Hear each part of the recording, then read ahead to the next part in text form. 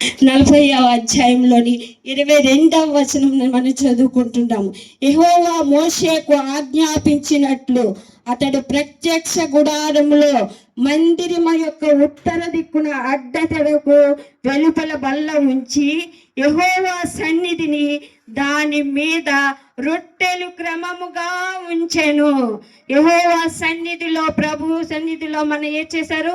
రొట్టెలు క్రమముగా ఉంచారు. క్రమము దేవుడు ఎందుకో మనల్ని క్రమముగా ఉండమని చెప్తున్నాడు. నేటి దినంలో క్రైస్తవ సంఘమా, ఈ దినాల్లో క్రమము లేదు, అక్రమమే ఎక్కువగా నడుస్తుంది. క్రైస్తవులైన మనము, దేవుణ్ణి అనుసరించిన మనము క్రమముగా లేము. మనల్ని మనము మొట్టమొదటిగా పరిశీలించుకొని మనం క్రమముగా ఉన్నామా లేదా అని దైవ సన్నిధిలో మనము నిర్ణయించుకోవాలా. మన ఆత్మ క్రమముగా ఉన్నదా లేదా, మనము హృదయం క్రమముగా ఉన్నదా లేదా మనము పరిశోధించగలి. ఎందుకంటే ఆయన మందిరములో, ఆయన మన హృదయం అనే మందిరములో నివసిస్తున్నాడు. కాబట్టి ఈ హృదయం అనే మందిరము క్రమముగా ఉన్నదా లేదా అని మనము ఒక్కసారి పరీక్షించుకోవాలి. ఎలా పరీక్షించుకోవాలి అంటే ఆత్మతో, సత్యముతో మన హృదయాన్ని మనం మొట్టమొదటిగా పరిశీలించుకోవాలి. తర్వాత మన విశ్వాసంతో మన హృదయాన్ని పరీక్షించుకోవాలి. విశ్వాసం లేనిదే మన హృదయాన్ని మనం పరిశీలించుకోలేము. మన హృదయం మన దగ్గరే ఉన్నది, కానీ మన మనస్సు వేరే తట్టుగా ఉంటుంది. ఎవరు వస్తున్నారా, ఎవరు వెళ్తున్నారా, ఎలాగున్నామా, ఏట ప్రభు సన్నిధులకు వచ్చినా కూడా మన మనస్సు ప్రభు వైపు లేదు. అందుకే యెహోవా మోషేతో ఇలా చెప్పుతున్నారు, నా బల్ల మీద, నా సముఖపు బల్ల మీద రొట్టెలను క్రమముగా పేర్చండి, రొట్టెలు క్రమముగా ఉంచమని మోషేతో యెహోవా చెప్పుతున్న మాట, యెహోవా చెప్పిన మాట అనుసారముగా మోషే అలాగా జరిగించాలి. రొట్టెలు క్రమము అంటే వాక్యము క్రమముగా. అయా వాక్యము క్రమము లేనిదే మనము పని చేయలేము. క్రమమైన వాక్యము మనకు కావాలి. అది చెక్కబడిన వాక్యము, ఖండించబడిన వాక్యము, సరిచేయబడిన వాక్యము. వాక్యమే ఒకరిని సరిచేస్తుంది, వాక్యమే ఒకరిని ఖండిస్తుంది, వాక్యమే ఒకరిని నడిపిస్తుంది, వాక్యమే ధైర్యపరుస్తుంది. ఆ వాక్యమే మనల్ని క్రమముగా నిలవబెడుతుంది. నేటి దినాల్లోని బిడ్డలందరూ వాక్యము లేక నాట్యానికి, తినటానికి, దూడ దగ్గర గెంతడానికే వెళ్తున్నారు, కానీ సరైన వాక్యము లేక వారు చెల్లా చెదురైపోతున్నారు. వారి మనస్సు చెల్లా చెదురైపోయి ఉంటున్నది.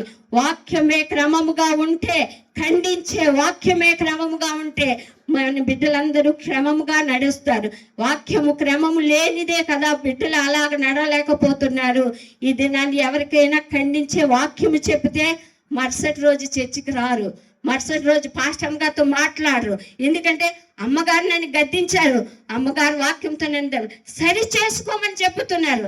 సరి చేసుకోమని చెప్తే మనం సరిగా లేము.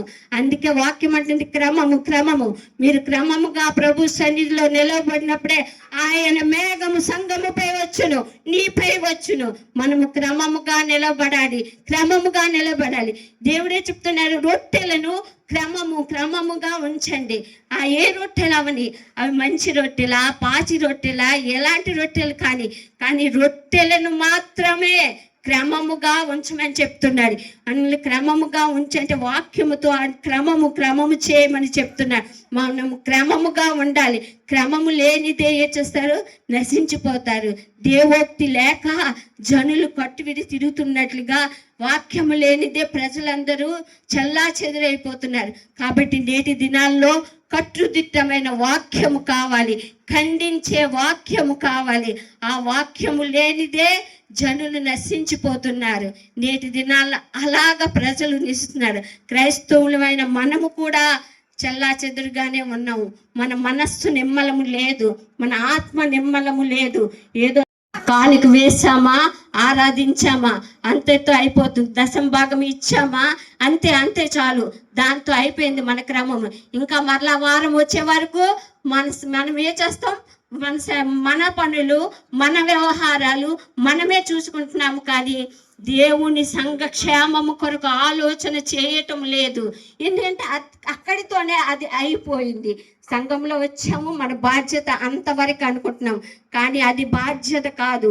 క్రమముగా సంఘములో మనం నిలవబడాలి. వాక్యం వింటాము, కానుక వేస్తాము, ప్రార్థన చేస్తాము, స్తుతిస్తాము, ఆరాధిస్తాము, మహింపస్తాము, అంతతో అయిపోయింది అని వెళ్ళిపోతున్నాం. అది దేవునికి ఇష్టమైన క్రమము కాదు.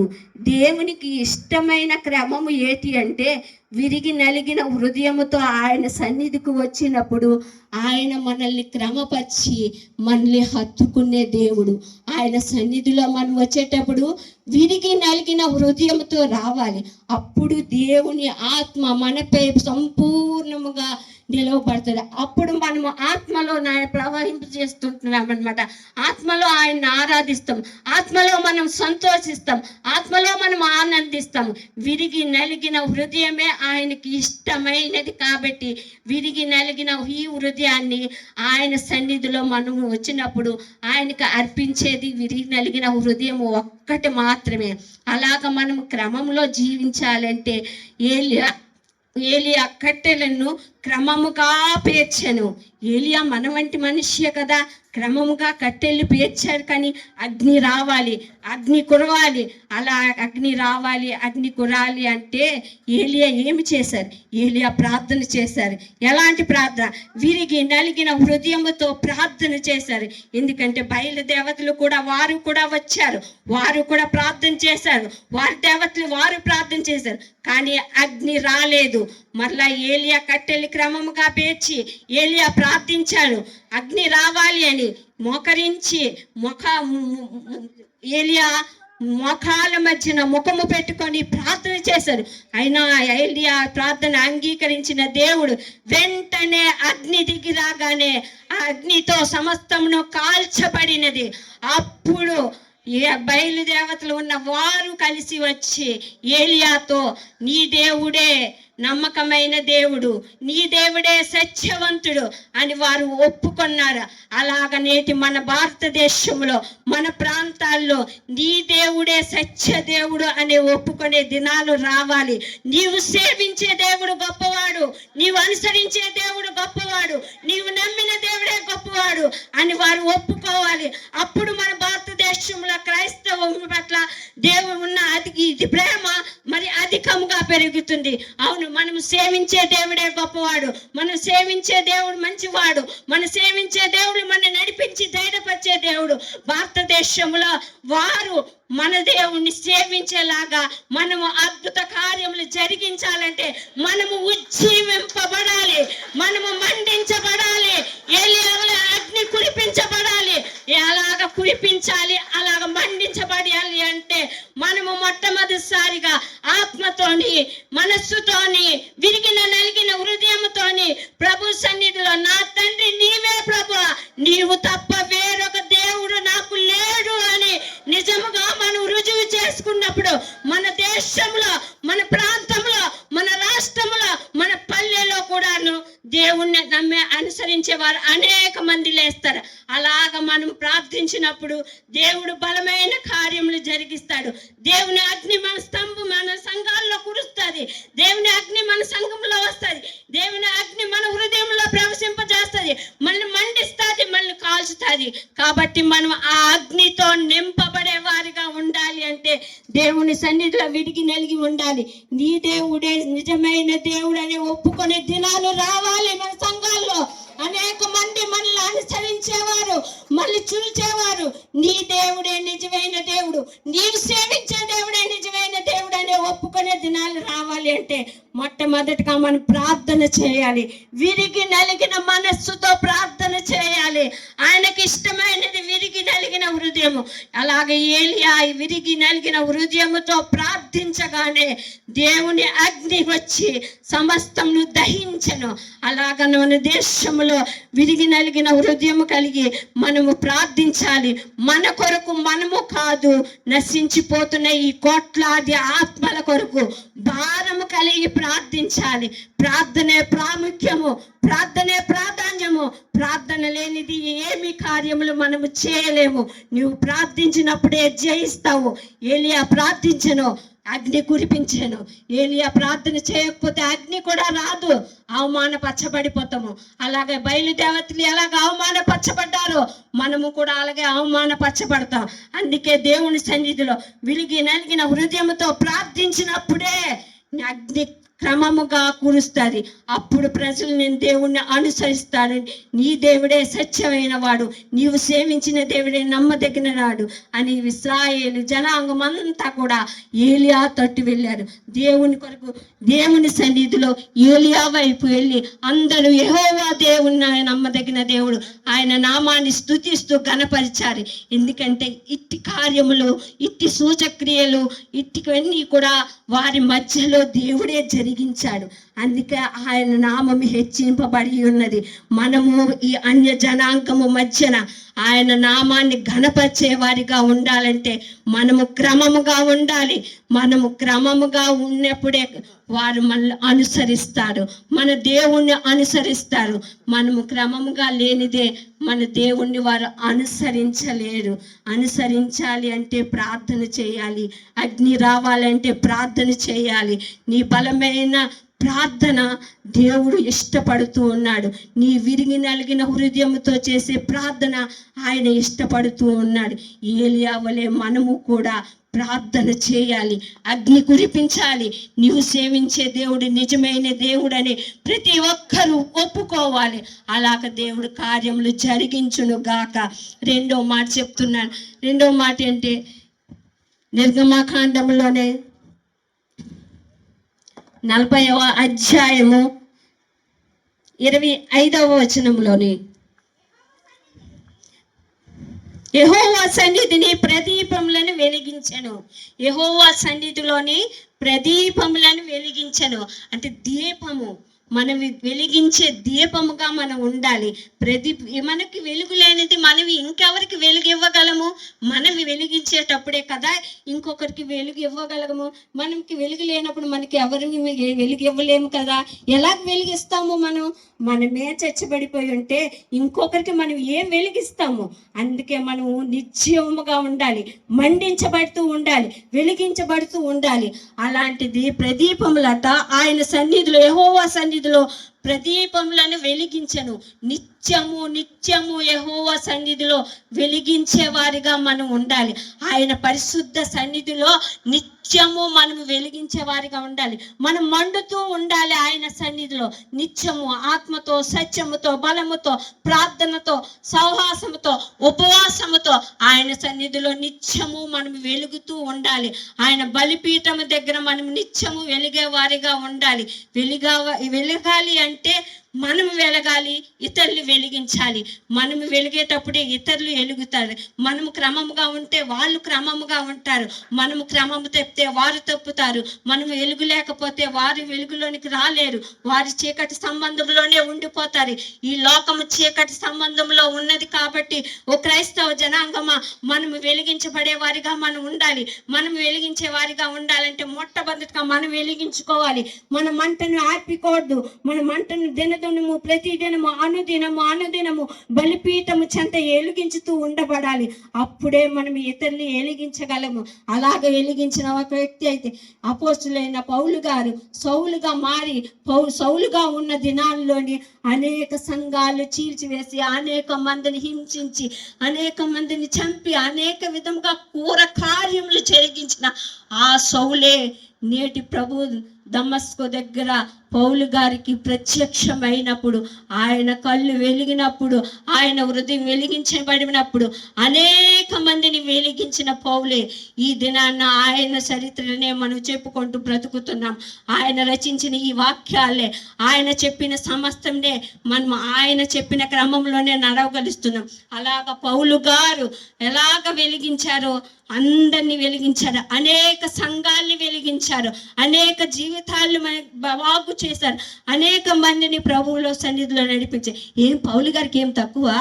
ప్రభు గారికి ఏం తక్కువ లేదు కదా. మనకైతే చదువు లేదు, ఆయన సకల విద్యలు నేర్పిన జ్ఞానవంతుడు, అన్ని సమస్తము ఆయన వంటి జ్ఞానవంతుడు ఎవరు లేరు. అట్టి జ్ఞానవంతుడు, అట్టి అందము ఉన్నవాడు, అట్టి బలసూరుడు, అలాంటి జ్ఞానవంతుడు, అలాంటి సమస్తము ఎరిగినవాడు, గమాలేకుల పాదాల వద్ద సకల విద్యలు నేర్చుకున్న నైపుణ్యం కలిగిన పౌలు గారు అనేక మందిని వెలిగించారు. ఆఖరికి తనే హతసాక్షిగా మారిపోయాడు. ఎందుకంటే నా క్రీస్తు సేవను, నా క్రీస్తు మాటను నేను అనేక మందికి ప్రకటించాలి, అనేక మందికి సత్యంలో నడిపించాలనే ఆశ సమస్తమును పెంట కుప్పగా విడిచిపెట్టుకున్నాడు. అట్టి సమస్తాన్ని విడిచిపెట్టుకున్నా. నేటి దినంలో మనం ఏమి విడిచిపెట్టుకుంటున్నాము? ఏమీ విడిచిపెట్టుకోలేదు. మన బిడ్డలు, మన సంసారం, మన కుటుంబం, మన యాతనే, మనసదే. కానీ దేవునికి అట్టి వారికి కలగలేదు. సమస్తముని విడిచిపెట్టుకోవాలి. విడిచిపెట్టుకున్నప్పుడు దేవుని కార్యాలు మన జీవితంలో నెరవేర్చబడతాయి. మనం విడిచిపెట్టుకోకపోతే దేవుని కార్యాలు నెరవేర్చబడవు, మనం వెలిగించబడము, ఇంకొకరికి కూడా వెలిగించలేము కూడాను. అలాగ పౌలు గారు వచ్చి సమస్తాన్ని విడిచిపెట్టుకొని ప్రభు దర్శనము చొప్పున ప్రభు తన హృదయాన్ని దర్శించినప్పుడు సమస్తముని విడిచిపెట్టి వెలిగించబడ్డాడు. అనేక మందిని వెలిగించారు. నేటికి కూడా ఆయన కొరకే మనం ఇలాగ చెప్పుకొనగలుగుతున్నాం. ఆయన నేర్పిన బోధ చొప్పున మనం నడుచుకొంటున్నాము. నేటికి కొత్త నిబంధనలో పౌలు గారి బోధే మనకు అనుసరిస్తుంది. ఆ బోధ చొప్పునే మనం నడుస్తూ ఉన్నాం. కాబట్టి మనం వెలిగించాలి. ఎవరిని వెలిగిస్తావు? నీ ప్రక్క వారిని వెలిగించు, నీ పొరుగు వారిని వెలిగించు. నీ సాక్ష్యము ద్వారా, నీ క్రమము ద్వారా, నీ మాదిరి ద్వారా అనేక మంది వెలగాలి. నీ వెలగాలి అంటే మనం క్రమముగా ఉండాలి. మన సాక్ష్యం బాగోలే, ఇతరులకు మనం కనిపించాలి. ఎలా కనిపించాలి? వీరు క్రీస్తుని పోలి నడిచిన బిడ్డలు అని మనల్ని చూసి వాళ్ళు నడిపించబడాలి.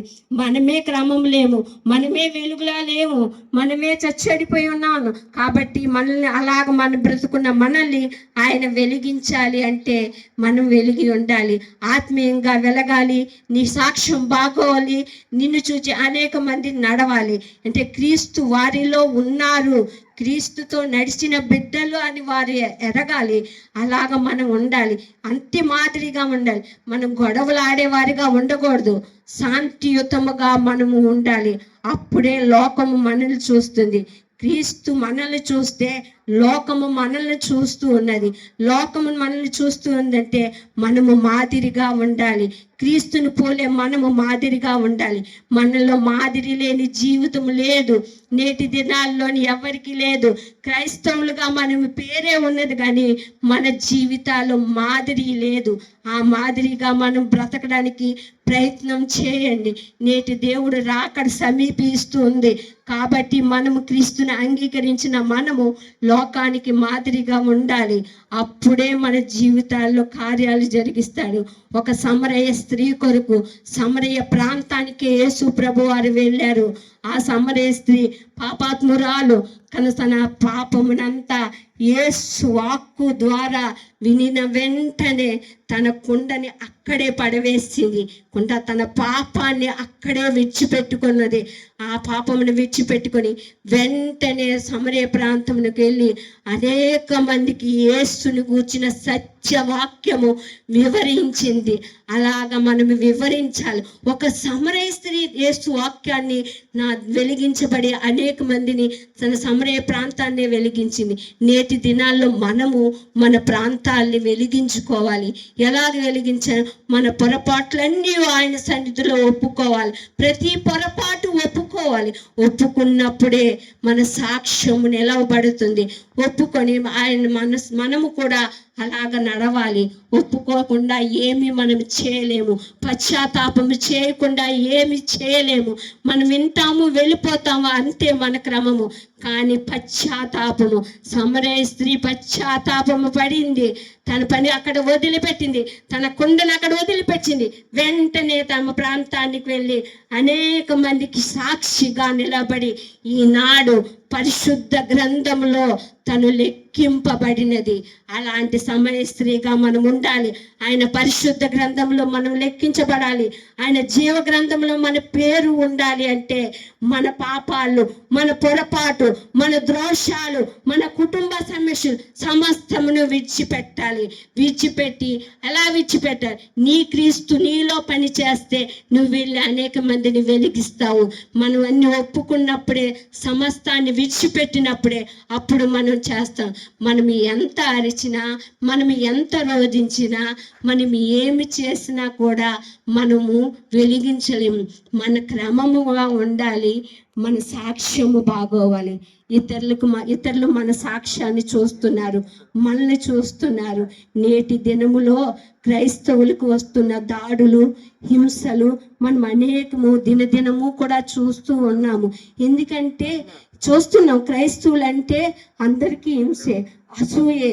ఎందుకంటే వాళ్ళు క్రీస్తుని అలా ధరించుకొని సత్యాన్ని ప్రకటిస్తున్నారు అని భయము పుట్టిస్తుంది వారిలోని. అట్టి సత్యాన్ని మనం ఇంకనూ ప్రకటించాలి అంటే మన సాక్ష్యం కరెక్ట్గా ఉండాలి, మనం ఖచ్చితంగా ఉండాలి. అప్పుడు వారు భయపడతారు. అంతవరకు మనం సాక్ష్యం క్రమంగా లేదే వారు భయపడరు. నీ పొరుగువారు నిన్ను చూడాలంటే నువ్వు క్రమంగా ఉండాలి. అనేక మందిని నువ్వు సంఘానికి తీసుకొని రావాలి అంటే, ఆయన సన్నిధికి తీసుకొని రావాలంటే ముందు నీవు క్రమంగా ఉండు. నీ వాక్య క్రమంగా ఉండు, నీ ఆత్మీయత క్రమంగా ఉండు. నీ ఆత్మీయత, నీ పరిశుద్ధత క్రమంగా లేకపోతే నువ్వెవరిని వెలిగించలేవు, నువ్వేమీ చేయలేవు. నువ్వెంత ప్రయత్నించినా, నువ్వెంత కేక చేసినా, ఎంత అల్లరి చేసినా కానీ ఎవరు వినరు. నీ సాక్ష్యము బాగోవాలి, నీవు బాగోవాలి. అప్పుడు ఇతరులు నిన్ను, నీ దేవుణ్ణి సేవించగలుగుతారు. అలాగ మనం జీవించాలి. అలాగే ఒరిస్సా రాష్ట్రంలో ఒక గొప్ప దైవజనుడు ఆస్ట్రేలియా నుంచి మన దేశానికి వచ్చారు. మీకు తెలుసా? 99వ సంవత్సరము ఇదే జనవరి 22న హతసాక్షిగా మన దేశంలో చనిపోయారు. ఆయన పేరు మీకు తెలుసా? Gram stand. మీకు తెలుసా? ఆయన మన దేశానికి వచ్చారు. కష్టపడి ఆస్ట్రేలియా నుంచి ఇండియాకి రావడానికి ఎంత శ్రమించారో. పని చేస్తూ ప్రతి రూపాయి క్రమముగా దాచుకుంటూ ఇండియాపై ఉన్న భారము, మన భారతదేశంపై ఉన్న భారము, దేవుని దర్శనము, భారతదేశంకి వెళ్ళి సువార్త ప్రకటించాలి, అనేక మందిని వెలిగించాలని పై దేశం నుంచి మన దేశానికి వచ్చి తన బిడ్డల్ని తాను హతసాక్షిగా మారిపోయారు. ఒరిస్సా రాష్ట్రంలో గ్రహం గారు మరణించారు. ఆయన ఒక్కమారు జ్ఞాపకం చేసుకుందాం. నీతిమంతుని జ్ఞాపకం చేసుకుంటే ఎంత మంచిది. అట్టి దైవజనులు భారము కొలది మన దేశంకు వచ్చి అనేక మందిని వెలిగించి, అనేక మంది కుష్టి రోగులు ప్రక్కన వారు ఉండి అనేక మందికి సేవ చేసి, ఉపచారము చేసి, సహకరించి, బాగు చేసి దేవుని సత్యాన్ని వారికి ప్రకటించిన భక్తులు. అలాంటి భక్తులు భారము కలిగి మన దేశంకి వచ్చినప్పుడు మనము ఎలా ఉండాలి? ఇంకా వారికంటే అత్యధికముగా ఉండాలి కదా. మరి మనలో భారం ఏది? భారము లేదు. మంది తిన్నాము, ఉన్నాము, జనానికి జరిగిపోతుంది, అదే భారము. కానీ అట్టి భారము కలిగి మనం జీవించాలి. మన దేశం ఎంత విలువైన దేశమో దేవుని గ్రంథమే లెక్కించబడినది మన దేశము. హిందూ దేశము నుంచి కూసు దేశము వరకు ఉన్న మన దేశము. ఆ దేశము కొరకు మనం భారము కలిగి ప్రార్థించాలి. ఇతర దేశము నుండి వస్తున్న భక్తులు మన దేశములే హతసాక్షిగా మారిపోతున్నారు. తన బిడ్డల్ని కూడా హతసాక్షిగా మార్చుకున్నారు. మరి మనం ఇంకెంత బాధపడాలి? మనం ఇంకెంత కన్నీరు కార్చాలి? మన దేశము కొరకు మనం ఏమి చేస్తున్నాం? మన సంఘం కొరకు మనం ఏమి చేస్తున్నాం? మన బిడ్డల కొరకు మనం ఏమి చేస్తున్నాం? వెలిగించే వారిగా ఉన్నామా? అమ్మా, మీరు మీ బిడ్డలు దేవుని సేవ కొరకు వెలిగిస్తున్నారా? మండింప చేస్తున్నారా? ఒక్కనాడైనా మీ బిడ్డల్ని వెళ్ళండి దేవుని స్వాత ప్రకటించని చెప్పగలుగుతున్నారా? లేదు కదా. అటు వారు వచ్చి మన దేశంలో హింసలు, బాధలు అన్ని పడుతూ అతి సాక్షిగా దహనముగా మారిపోయిన అగ్నితో వారిని దహించారు. అట్టి వారిని జ్ఞాపకం ఒక్కసారి చేసుకో. నువ్వు జ్ఞాపకం చేసుకున్నప్పుడు నీ హృదయము మండింపబడుతుంది. నేను కూడా అలాగే జీవించాలి.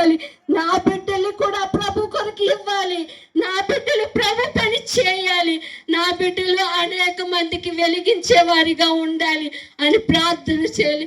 భారము భారతదేశం కొరకు, నశించిపోతున్న కోట్లాది ఆత్మల కొరకు భారము కలిగి కన్నీరుతో ప్రార్థన చేయాలి. ప్రార్థనే మనకు ప్రతిఫలం ఇస్తుంది. మీకు తెలుసా, రాయపూర్లో ఒక దైవజనుని ప్రార్థన చేస్తూ ఉండగా సంఘంలోకి వచ్చి, చర్చిలోకి వచ్చి ఆ దైవజనుని కుర్చీ తీసుకొని లాక్కొని ఆ దైవజనుని కొట్టారు. కొట్టి వారి బిడ్డల్ని, దైవ సేవకురాల్ని, దైవజనుని పేడ తినిపించారు. పేడ తినిపించారు. నా దైవమా, జనాంగమా, ఒక దైవజన్ని కుటుంబాన్ని ఎలాగ హింసించారో మీకు తెలుసా? పేడ తినిపించే దినాలు వచ్చేవి, దైవజనులు కొట్టే దినాలు వచ్చేవి, సేవకులు కొట్టే దినాలు వచ్చేవి, సంఘాన్ని చీల్చే దినాలు వచ్చేవి. ఆయన రాకడ సమీపిస్తుంది. అందుకే ఇవన్నీ హింసలు, భారము కలిగి మీరు ప్రార్థించాలి. ఇటు హింసలు నా దేశంలో పోవాలి ప్రభు అని మీరు భారము కలిగి ప్రార్థించాలి. ఏదో వచ్చాము, వెళ్ళిపోయాము, విన్నాము కాదు, కానీ ఒక్కసారి భారము కలిగి నా దేశం కొరకు, నా సేవకుల కొరకు, అభిషేకించిన అభిషేక్తులు కొట్టేస్తున్నారు. సేవకురాల కొరకు, సేవకుల బిడ్డల కొరకు పేడ తినిపించే దినాలు నేటి దినంలో వచ్చేవి. అనంతపురంలో జరిగిన ఒక ఘటన మీకు తెలుసా? బస్సులో సువార్త చేస్తూ ఉండగా వారందరినీ కొట్టారు. ఎంతమందిని సువార్త చేయకుండా ఉండడానికి ఈ నేటి దినాల్లో అలాగ కొట్టి వారందరినీ చెప్పలేని దెబ్బలతో కొట్టారు. అలాగా మన క్రైస్తవ జనానికే ఈ హింసలు, బాధల. కాబట్టి మనం అధికముగా ప్రార్థన చేయాలి. అట్టి వారు మారాలి. నీ దేవుడే సత్యమైన దేవుడు, నీవు సేవించే దేవుడు సత్యమైన దేవుడు అని ఒప్పుకునే దినాలు రావాలి. భారము కలిగి స్త్రీలుగా మనం ప్రార్థన చేయాలి. ప్రార్థనే మనకి ఆయుధము, ప్రార్థనే మనకి సమస్తము. కాబట్టి మనము ప్రార్థన చేసినప్పుడు ఈ బలమైన కార్యాలు మన జీవితంలో దేవుడు జరిగిస్తాడు, మన సంఘాల్లో జరిగిస్తాడు. క్రైస్తవులపై వస్తున్న దాడులు, హింసల కొరకు మన ప్రార్థన అత్యధికంగా చేయాలి. మనమైతే ఇక్కడ సుఖంగా క్షేమంగా ఉన్నాము, కానీ మీరు వెళ్ళండి, నార్త్ ఇండియాలోని జరుగుతున్న ఘటనలు మీరు చూడండి, వినండి. నార్త్ ఇండియా రాష్ట్రంలో అనేక మంది ఎలాగ చంపేస్తున్నారో, సేవలు చేయనివ్వటం లేదు. ఒక దైవజనుడు వెళ్ళి సేవ చేయాలంటే ఎంత కష్టముగా ఉన్నదో ఆ ప్రాంతాల్లో మీకు తెలియాలి. ఎందుకంటే మనము ఉన్న ప్రాంతాల్లో స్వేచ్ఛగా ఆరాధిస్తున్నాం, మందిరాల్లో ఆరాధిస్తున్నాం. మందిరంలో ఆరాధించే స్వేచ్ఛ లేదు. రోడ్లపై ఆరాధన చేస్తున్నారు, రోడ్ల కిందన ఉన్న గొయ్యల్లో ఆరాధన చేస్తున్నారు, దొంగ చాటున ఆరాధన చేస్తున్నారు. భక్తి చేయడానికి దొంగ చాటు వచ్చినది వారికి. కాబట్టి మనం స్వేచ్ఛగా ఆరాధిస్తాం. అట్టి వారి కొరకు మనం ప్రార్థన చేయాలి, భారము కలిగి ప్రార్థన చేయాలి. మనము మన కుటుంబము కాదు, మనం నశించినా నశిస్తాం, కానీ అట్టివారు బ్రతకాలి. అట్టివారు బ్రతికితే ఉజ్జీవింపబడతారు. ఒక మణిపూర్ రాష్ట్రం కొరకు మీకు తెలుసా? మణిపూర్ రాష్ట్రంలో ఎన్ని దాడులు జరిగేవి. ఈ దాడులన్నీ క్రైస్తవులపై వస్తుంది. నగ్నముగా ఒక స్త్రీని ఊరేగించి చంపారు. అలాగ ఒక స్త్రీ, మీకు భారం ఉన్నదా? నగ్నముగా ఊరేగించారు. ఎంత బాధకరమైనది! ఒక్క స్త్రీని అలాగ ఊరేగించావా? ఈరోజు మనం బట్టలు కట్టుకుంటున్నాం, తింటున్నాము, స్వేచ్ఛగా ఉన్నాము. మన పక్క రాష్ట్రాల్లో ఒక స్త్రీని నగ్నముగా ఊరేగించారు. ఒక్క మాట జ్ఞాపకం చేసుకోండి. ఇవే మనకు భారమర్థమైన ప్రార్థనలు. అట్టి వారి కొరకు మనం ప్రార్థన చేయాలి. ఇప్పటికీ మణిపూర్లో స్వేచ్ఛ లేదు, ఆరాధించే స్వేచ్ఛ లేదు, ప్రార్థించుకునే స్వేచ్ఛ లేదు. వారి పొలాల గట్టుల్లోని రోడ్లపై ప్రార్థనలు చేస్తున్నారు. బిడ్డ, ఇటు నన్ను వెలిగిస్తున్నావంటే అట్టి వారందరూ వెలిగించబడాలి. నీ ప్రార్థన ద్వారా వారు వెలిగించబడ్డారు. ప్రభువా, నాకు స్వేచ్ఛనిచ్చావు, కానీ అట్టి వారికి స్వేచ్ఛ లేదు. నిరాకడ సమీపిస్తుంది. క్రైస్తవులపై వస్తున్న దాడుల కొరకు మీరు ప్రార్థన చేయాలి. సంఘములపై వస్తున్న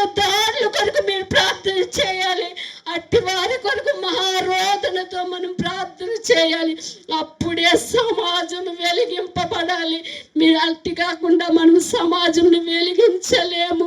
ఈ సమాజం బహుభయంకరమైన సమాజం. ఇట్టి సమాజాన్ని మనం వెలిగించాలంటే మనము బలము కలిగి, దృఢము కలిగి, అత్యాసక్తితో దేవుని సన్నిధిలో ప్రార్థించినప్పుడే బలమైన కార్యాలు మన దేవుడు మన జీవితాల్లో జరిగిస్తారు.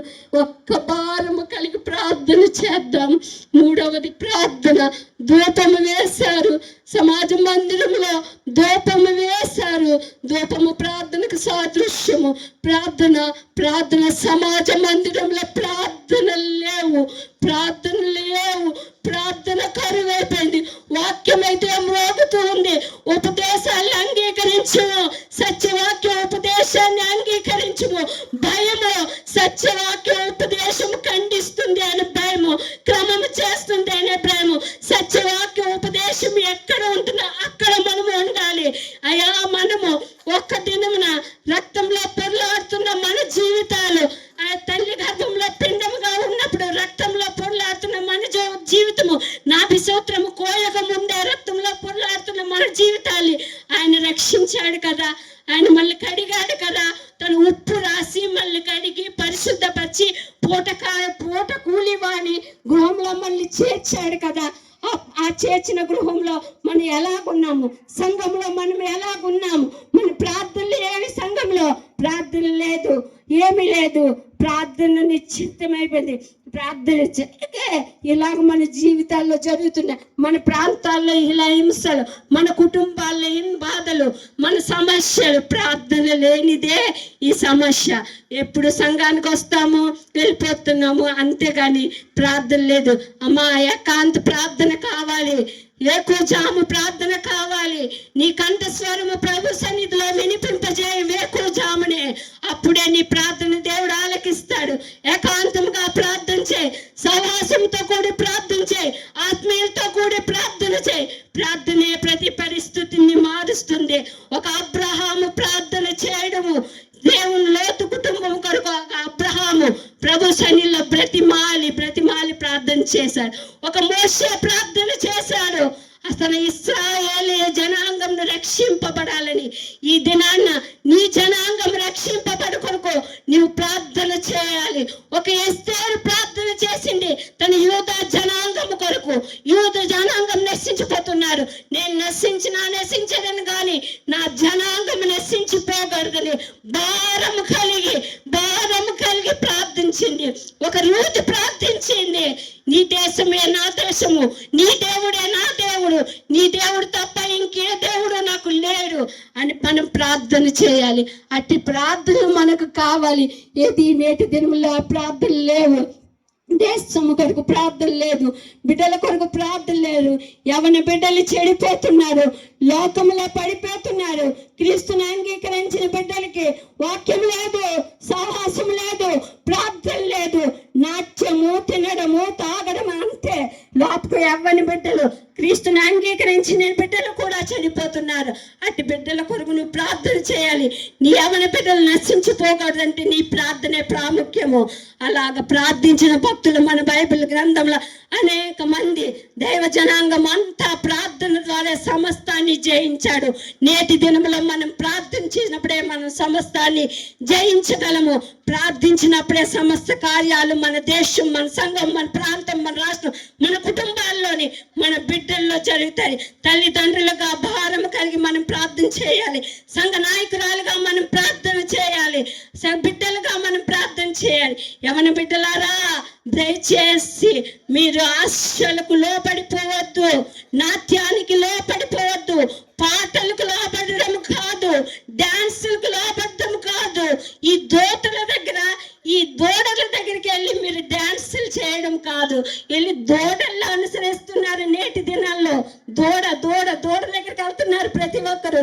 అక్కడికి వెళ్ళే సమస్తము అది నీకు క్రమము కాదు. నీ క్రమము ప్రార్థన, నీ క్రమము వాక్యము. నీ వాక్యము ద్వారా, ప్రార్థన ద్వారా ఖండించబడాలి. అప్పుడే మీరు నశించిపోకుండా, లోకమనే పాపంలో పడిపోకుండా దేవుని భక్తిలో నడుస్తారు. కాబట్టి ప్రార్థన ప్రాముఖ్యము. యోవేలు ప్రవక్త అంటున్నారు, అయ్యా మహారోదనతోను, అయ్యా చీడ పురుగులు, పసర పురుగులు, మిడతలు తినివేస్తున్న ఈ పంటను మరలా నాకు దయచేయండి. అవును, మన పంటను తినేస్తున్నవి ఇవన్నీ. మన పంట కావాలి అంటే మనము ప్రార్థన చేయాలి. మహారోదనతో వేదనతో నా తండ్రి గెత్సెమనే తోటలో ప్రార్థన చేశాడు. విరిగి నలిగి ప్రార్థన చేశాడు. రక్తము చెమట బిందువుల వలె ఆయన ప్రార్థన చేశాడు.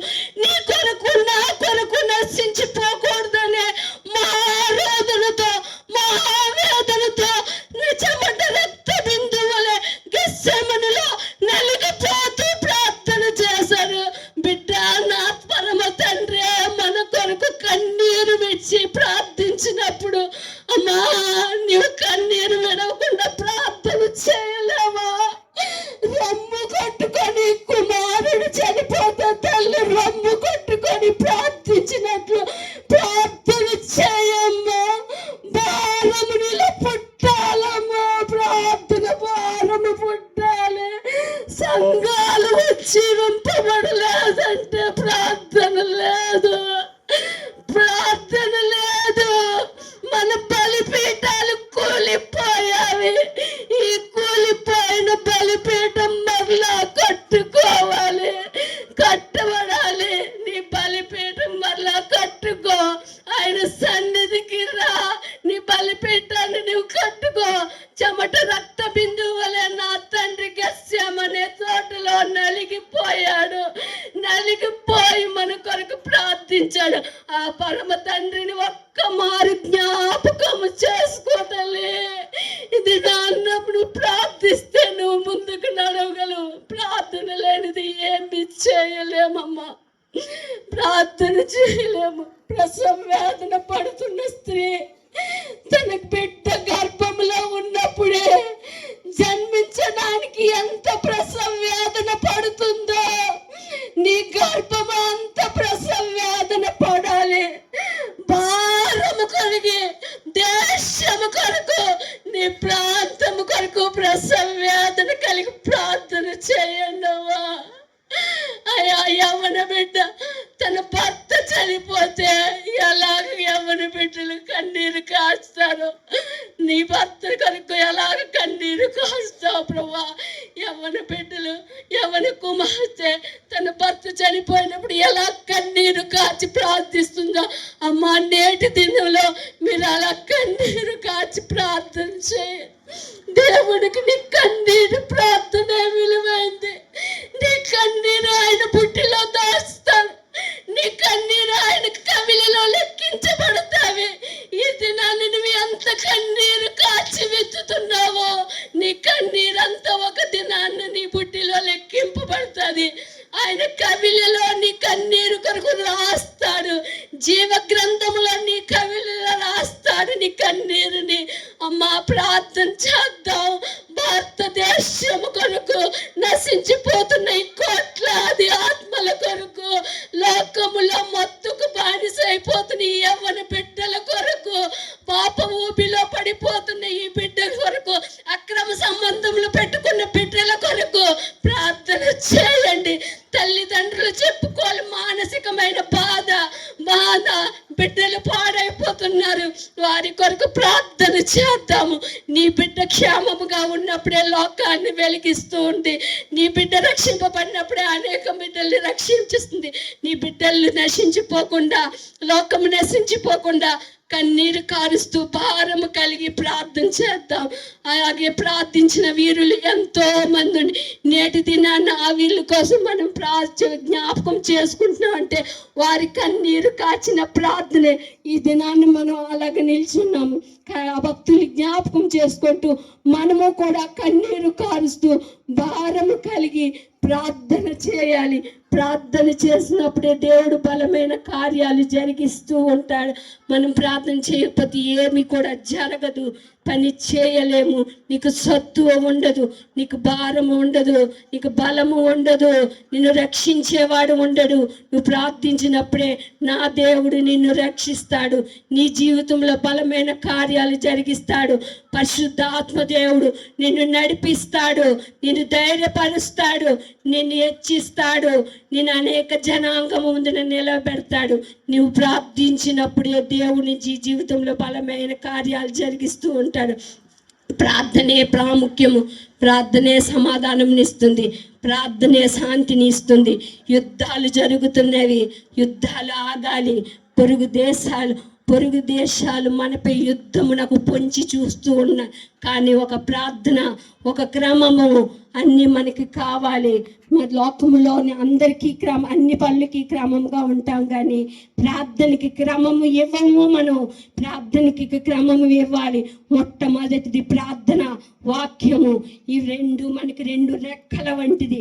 ఒక పక్షి ఎగరాలి అంటే రెండు రెక్కల సాయము కావాలి. ఒక మనిషి లోకంలో జీవించాలి అంటే, ఒక క్రైస్తవుడు జీవించాలి అంటే, ఒక క్రైస్తవ బిడ్డ నిలబడాలి అంటే రెండు రెక్కలు కావాలి.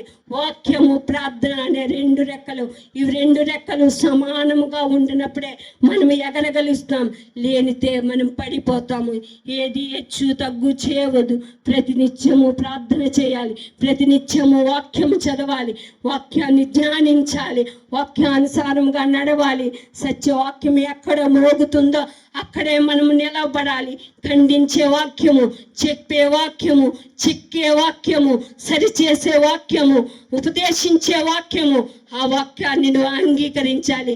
ఆ ప్రార్థనలో నువ్వు నడవాలి, ఆ సహవాసంలో నువ్వు నిలబడాలి, ఆ ఆత్మీయతలో నువ్వు ఉండాలి.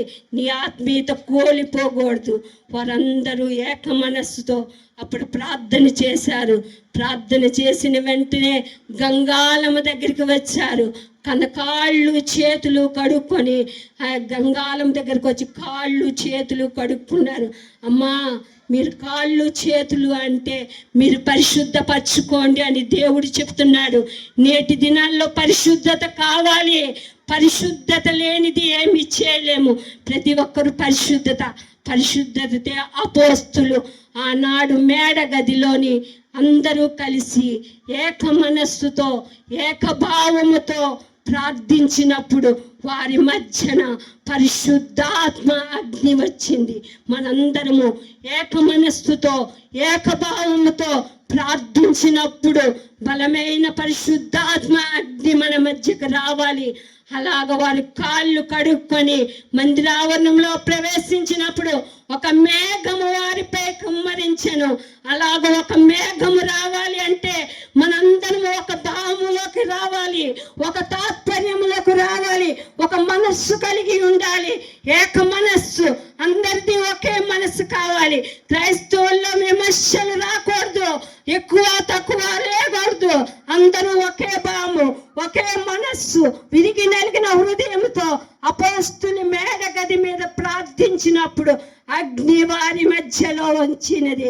వారందరూ ఆత్మలో అన్య భాషలతో మాట్లాడసాగిరి. మనమందరము అన్య భాషలతో మాట్లాడాలి. అగ్ని దిగి రావాలి, మళ్ళీ క్రమము చేయాలి.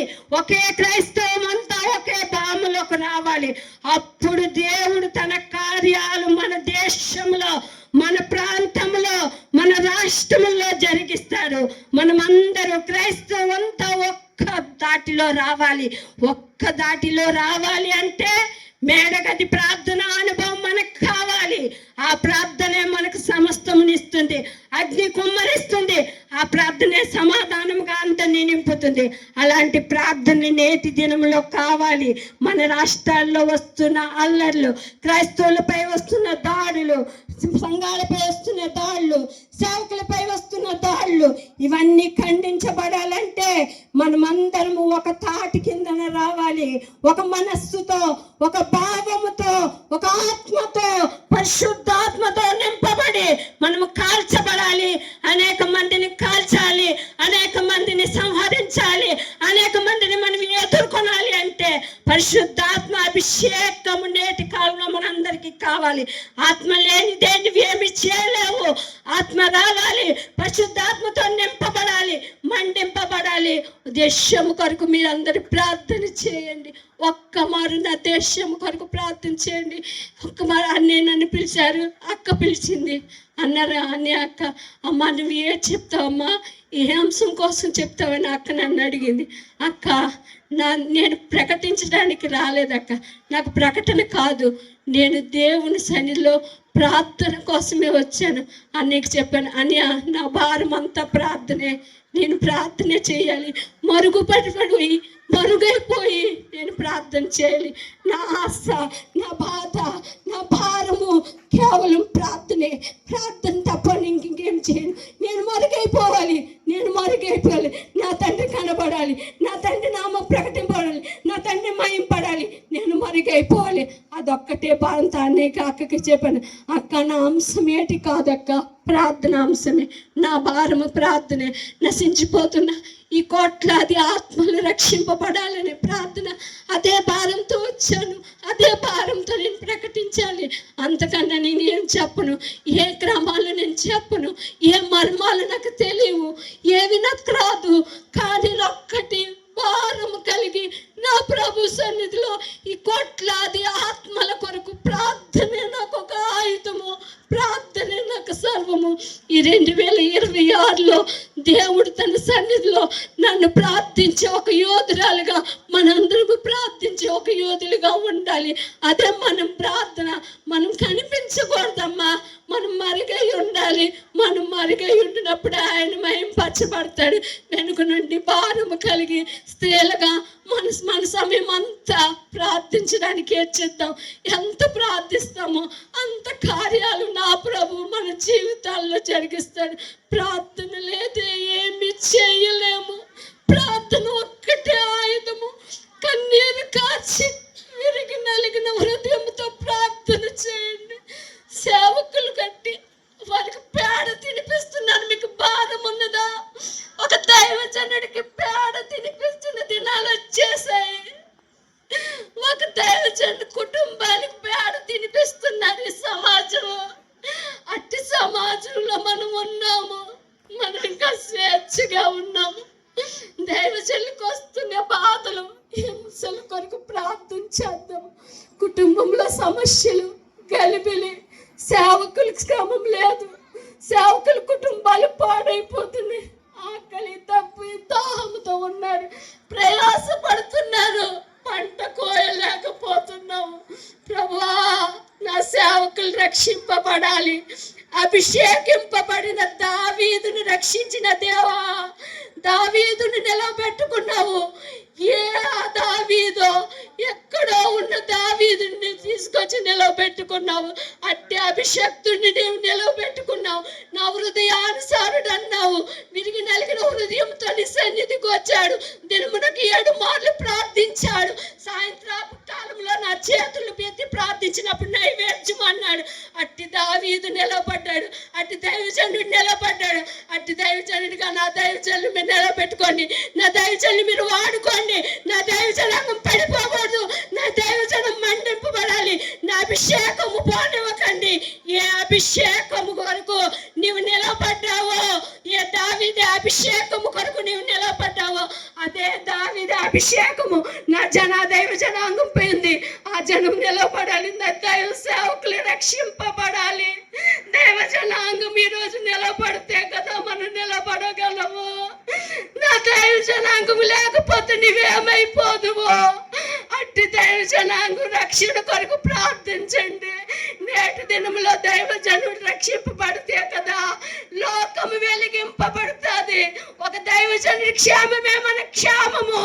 దైవజనుడి క్షేమము కొరకు మనం ప్రార్థన చేయాలి. మన కొరకు, మన కుటుంబము కొరకు కాదమ్మా. నశించిపోతున్న కోట్లాది ఆత్మల కొరకు ఒక నాయకుడు నిలవబడాలి. ఒక దైవజనుడు నిలబడాలి. ఒక అభిషక్తులు నిలబడాలి. అభిషేకింపబడిన వారు ఉన్నారు. వారు వెలిగింపబడాలి. వారు మండింపబడాలి. వారు రోషము కలిగి దేవుడి పని చేయాలి. మనము కూడా అట్టి దైవ జనాంగం కొరకు ప్రార్థన చేద్దాం. సంఘము కొరకు భారము కలిగి ప్రార్థన చేద్దాం. నశించిపోతున్న కోట్లాది ఆత్మల కొరకు ప్రార్థన చేస్తాం. అలాగే మరి వస్తున్న మణిపూర్లో ఎంతమంది క్రైస్తవ కుటుంబాలు నాశనం అయిపోయేవి. నార్త్ ఇండియాలో ఎంతమంది దేవుణ్ణి స్తుతించలేక ఆరాధించలేక ఉండిపోయారు. అట్టి జనాంగం కొరకు ప్రార్థన చేద్దాం. ఒక నాగాలాండ్ ప్రాంతంలో ముగ్గురు స్త్రీలు ప్రార్థించారు. ముగ్గురు స్త్రీల ద్వారా నాగాలాండ్ ప్రాంతం రక్షింపబడాలి. అట్టి నాగాలాండ్ ప్రాంతంలో ముగ్గురు స్త్రీల ద్వారా దేవుడు తన బలమైన కార్యములు జరిగించినట్లుగా నేటి దినంలో మనము అలాగా కన్నీరు కాచి ప్రార్థన చేయాలి. ఒక దక్షిణ కొరియా ప్రాంతంలో ముగ్గురు స్త్రీల ద్వారా కొరియా దేశమంతా ఉజ్జీవం వచ్చింది. అలాగే మనం ప్రార్థన చేయాలి. ప్రార్థనే ఆయుధము. ఒక అగస్టిన్ త్రాగుబోతుడు, మత్తుగా పదార్థములకు బానిస అయిపోయిన ఒక అగస్టిన్, వ్యభిచారమునకు బానిస అయిపోయిన ఒక అగస్టిన్, తన తల్లి చేసిన ప్రార్థనే అది దినాన్న అగస్టిన్ ఈ సిలువ యొద్దకు వచ్చాడు. తన తల్లి కాచిన కన్నీరే క్రీస్తు అనే పాదముల దగ్గరికి వచ్చింది. అందుకే అగస్టిన్ లాంటి భక్తులుగా మన పిల్లలు ఉండాలి. అగస్టిన్ ఒక దైవజనంగా మనం ఉండాలి. ఆ తల్లి వలె మనం ఉండాలి. అలాగ ఆ తల్లి వలె మనం ప్రార్థన చేయాలి. మౌనిక ఆ తల్లి కన్నీరు కాచింది. అగస్టిన్ రక్షింపబడ్డాడు, లోకమంతా వెలిగించాడు, అనేక మంది లోకం రక్షణ కల్పించాడు, అనేక మందిని క్రీస్తు తట్టు తిప్పాడు. అలాంటి అగస్టిన్ వలె మన బిడ్డలు ఉండాలి. అలాగ మనం ఉన్నప్పుడే మన దేశంలో బలమైన కార్యాలు జరుగుతాయి. ఒక స్త్రీల ద్వారా ఒక ఎస్తేర్, గుల్షాన్, ఖాన్ పాకిస్తాన్ దేశంలో క్రీస్తు కొరకు ప్రకటించింది. పాకిస్తాన్ దేశంలో క్రీస్తు కొరకు ప్రకటించే వారు ఎక్కువ మంది లేరు. కానీ గుల్షాన్, ఎస్తేర్ ఖాన్ పాకిస్తాన్ దేశంలో క్రీస్తు కొరకు ప్రకటించింది. రాత్రి వేళ వెళ్ళి క్రీస్తు కొరకు స్వార్థ చేసింది, పత్రికలు పంచింది, అనేక మందిని క్రీస్తు తట్టు తిప్పింది. అలాంటి గుల్షాన్, ఎస్తేర్ ఖాన్ వలె నీవు కూడా ఉండాలి. మన దేశంని వెలిగించాలంటే ఒక గుల్షాన్, ఎస్తేర్ ఖాన్గా మనం ఉండాలి. అనేక మందిని స్వార్థను ప్రకటించాలి, అనేక మందిని మండించాలి, అనేక మందిని రేపాలి. ఇలాగ ఉండేటప్పుడే దేవుడు మన జీవితాల్లో బలమైన కార్యాలు జరిగిస్తాడు. మన సంఘాలు వెలిగిస్తాడు, మన దేశాన్ని వెలిగిస్తాడు, మన ప్రాంతాలు వెలిగిస్తాడు.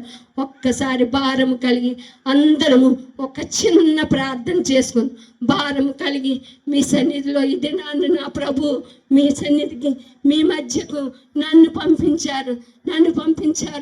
నేను కాదు మాట్లాడము, నా పరమ తండ్రి పరిశుద్ధ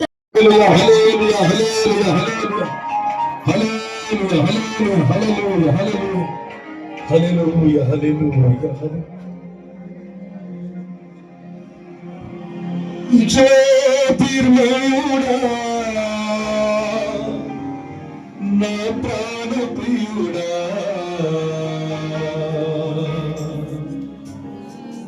స్తుతి మహిమలు నీకే.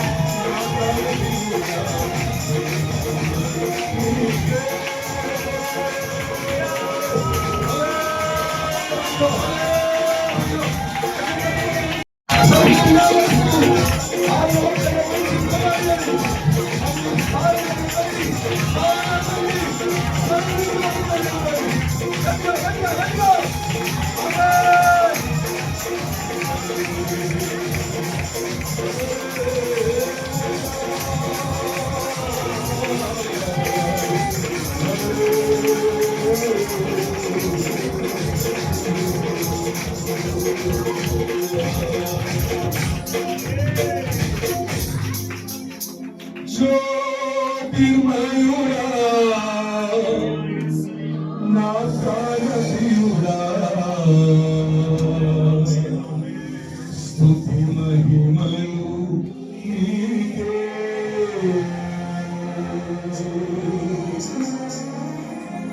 ప్రేమ కలిగిన మా మంచి తండ్రి, మా కౌన్యం సుందరముజీ, మా కర్తమా, లేని వాటిని ఉన్నట్లుగా కొంచెం శక్తివంతుడా ఈ నామాన్ని సమర్థిస్తున్నందుకు వచ్చి ప్రార్థిస్తున్నాను. నేను నశించదును, నా సమాజం బాగుపడాలి అన్న ఒక ఎస్తేరు లేకపోతే ప్రార్థన చేస్తున్నాను. ఒక కేథరిన్ కుల్మిన్ లాంటి వాళ్ళు లేకపోతే ప్రార్థన చేస్తున్నాను. ఎంచదనములో ప్రభు నీ సార్వత్రిక సత్యాన్ని స్థాపించడానికే నడుములు కట్టుకుని ముందుకు సాగే సైన్యం లేకపోతే ప్రార్థన చేసిన సహాయం చేయాలని ఏ ఉద్దేశంతో అయితే ఇది ఆస్తుల బలకతని పరిచయం ప్రారంభించి ఈ గుడిని ఏర్పాటు చేశారు. ఎంతమంది సేవకులు విశ్వాసులు ఈ సమాజంలో కూర్చొని ఈ సమావేశంలో పాల్గొన్న ప్రతి ఒక్కరిని పేరు పైన అభిషేకించండి. ఈ వాక్య శక్తుల ఉడుము మండపం చేయడానికి స్తోత్రం. మీరు బోధించినప్పుడు లెక్కలకు చూపించినప్పుడు ఎమ్మాయి యవనస్తుల హృదయాలుగా మండించబడ్డాయో దానికి మించిన గొప్ప ఆధ్యాత్మిక మంటలు ఉదయకాలం అందరూ మండపచేయండి. బలిపీఠం మీద అగ్ని నిత్య మండలం మీద కోరుతున్నారు.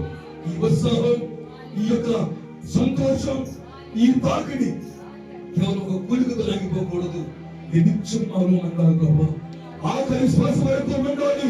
భారతదేశం అంతా నీ పాదాలకు వచ్చేంత వరకు ఈ గొప్ప శక్తి స్తోత్రాలు సహాయం జరగమని అందరినీ దీవించమని మరి సంఘములలో సేవలలో ప్రతి ఒక్కరిని ధైర్యపరిచి నీ అభిషేకవంతులకు బలపరిచి వాడుకోమని అంధకాలను తెరచమని ఆర్థిక ఆత్మీయ లోటు తొలగించమని అనారోగ్యాలను కత్తించమని మరి ప్రాంత పరిచయాలను విశ్రమించి మరి సేవకులను నాయకుల్ని ఇంకా మీ పరిచయంలో వాడుకోమని రాష్ట్రంగా దీవిస్తూ మీ దీవులను అప్పగిస్తూ నీ గొప్ప దేహాన్ని ప్రకటిస్తూ యేసు ప్రభు ద్వారా వేడుకుంటూ